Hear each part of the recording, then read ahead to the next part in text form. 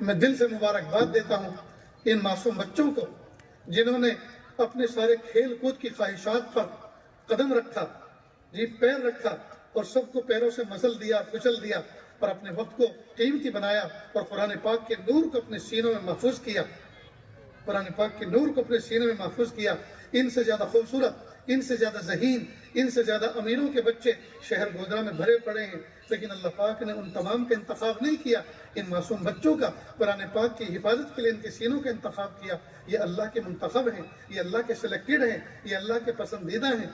ان کو محبت کی نظر سے دیکھو، اور جن ماں باپ کی گودوں میں پل کے یہ بڑے ہوئے ہیں وہ ماں باپ کتنے خوش قسمت ہیں۔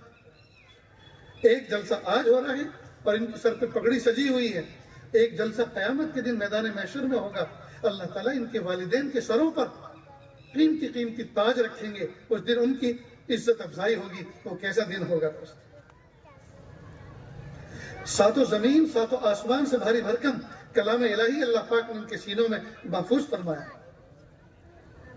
ساتوں زمین ساتوں آسمان سے بھاری بھرکم کلام الہی اللہ پاک نے ان کے سینوں میں محفوظ فرمایا ہے۔ ان کے سینوں میں وہ دولت ہے جو بادشاہوں کے خزانوں میں نہیں ہے۔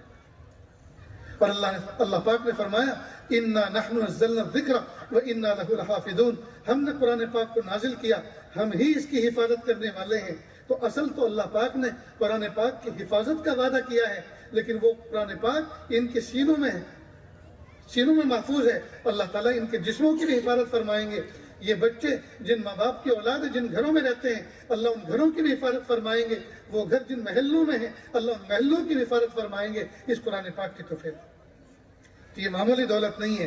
ہمیں چاہیے ہم اپنے بچوں کو حافظ قرآن بنائیں، قاری قرآن بنائیں، اور ان کے والدین سے یہ عاجز درخواست کرتا ہے اللہ کے لیے ان بچوں کو دنیا کے کاموں میں لگا کر ان کا جو اسٹیٹس ہے، ان کی جو شخصیت ہے اور ان کا جو اللہ پاک نے مقام بنایا ہے اس کو پامال نہ کریں، اس کو پامال نہ کریں۔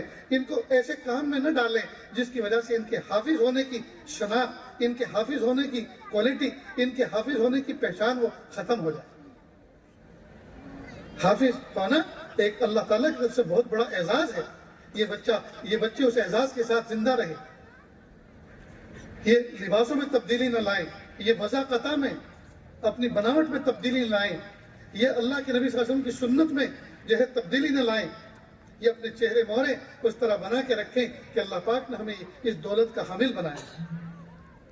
جب ماں باپ نے ان کو اس مقام تک پہنچا دیا تو اب ان پر پوری نظر رکھنا، ان کو اس مقام تک پہنچانا جہاں جس مقام پہ ان کا رہنا سجتا ہے، اس مقام تک پہنچانا بھی ان کی ذمہ داری ہے۔ کئی مرتبہ ماں باپ کہتے ہیں بیٹا ہم نے حافظ بنا دیا، ہم نے اپنا فریضہ ادا کر دیا، اب جاؤ کسی فیکٹری میں لگو اور پیسے لے کر آؤ، خرچے پورے نہیں ہو رہے۔ اب یہ بچہ وہاں جا رہا ہے، وہاں کہہ رہے ہیں ڈریس کوڈ ہے، یہاں یہ پہننا پڑے گا، یہ سب نکالنا پڑے گا اور یہ سب اتارنا پڑے گا، ایسے رہو گے تو ہم تمہیں جاب دیتے ورنہ نہیں۔ اب یہ مجبور ہو کر کہ ماں باپ کا پریشان ہے، یہ مجبور ہو کر یہ سب کرنے کے لیے تیار ہے۔ اللہ کے لیے ایسا نہ کریں، اللہ کے لیے ایسا نہ کریں۔ اللہ نے وہ دولت ان کو عطا فرمائی ہے کہ اگر انہوں نے اس دولت کی قدر کی اور سنبھالا اور اپنے آپ کو سنوارا، خاندان اس کے پیچھے پلیں گے انشاءاللہ۔